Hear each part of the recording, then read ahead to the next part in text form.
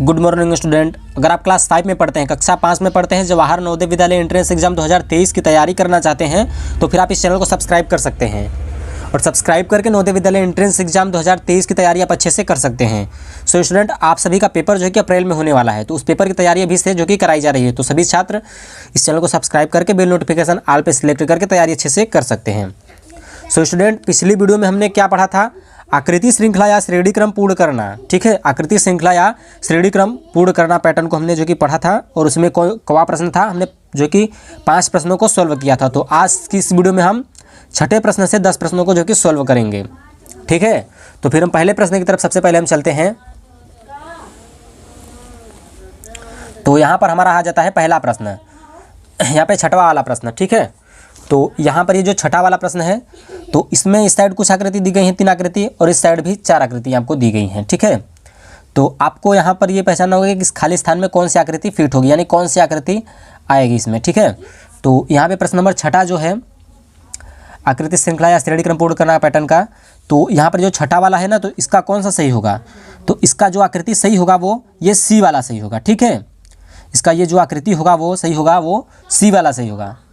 और जो प्रश्न नंबर 7वां है, इसका कौन सा सही होगा? तो यहाँ पर जो दिख रहा है आपको आकृति, अगर आपको समझ में नहीं आता है तो फिर आप हमें कमेंट में बोल सकते हैं कि सर ये हमें समझ में नहीं आ रहा है। ठीक है, और प्रश्न नंबर जो 7वां है, तो इसका कौन सा सही होगा? तो जो 7वां है इसका जो हमारा सही होगा वो ए वाला सही होगा। ठीक है, तो हम चलते हैं 8वें प्रश्न की तरफ।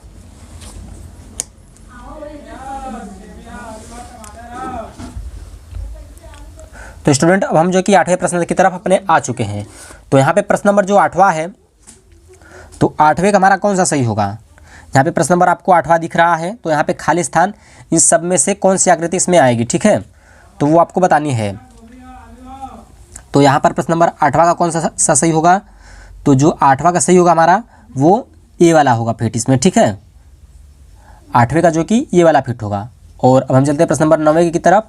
तो यहाँ पर हमारा प्रश्न नंबर 9वां है, तो प्रश्न नंबर 9वां का कौन सा सही होगा हमारा? ये बी वाला सही होगा। ठीक है, और प्रश्न नंबर 10वां लास्ट प्रश्न है, तो प्रश्न नंबर 10वां का कौन सा सही होगा? वो बी वाला हमारा सही होगा।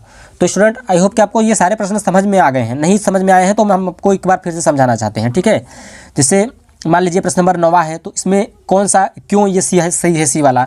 जैसे मान सकते हैं प्रश्न नंबर 10वां है, यहाँ पे 10वां प्रश्न है ना जी, और इसके बाद और 9वां है, तो 9वां का प्रश्न यहाँ पर बी वाला सही है, तो क्यों सही है ये आपको जानना है। तो चलिए हम आपको सबसे पहले ये समझा देते हैं।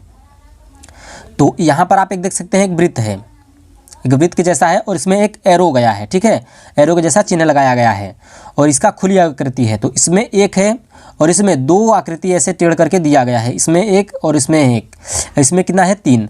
तो अब इसमें कौन सा आकृति आएगा? यहाँ पर ये चौथा वाला, तो ये इसमें 4 है, तो ये वाला इसमें फिट होगा। ठीक है, आपको समझ में आ गया। वैसे वैसे सभी में डिफरेंस आकृतियाँ हैं, समझ में आ गया आपको। हमने आपको एक समझा दिया है। और प्रश्न नंबर 8वां का जो है वो सारे, और जो प्रश्न नंबर 8वां 9वां और छठा से जितने भी सारे प्रश्न हैं वो सब आप अपने अच्छे से समझ लीजिएगा उसको। ठीक है, तो हमने प्रश्न नंबर 9वें को समझा दिया है। इसी प्रकार से सारे प्रश्नों को आप समझ करके आप लगा सकते हैं।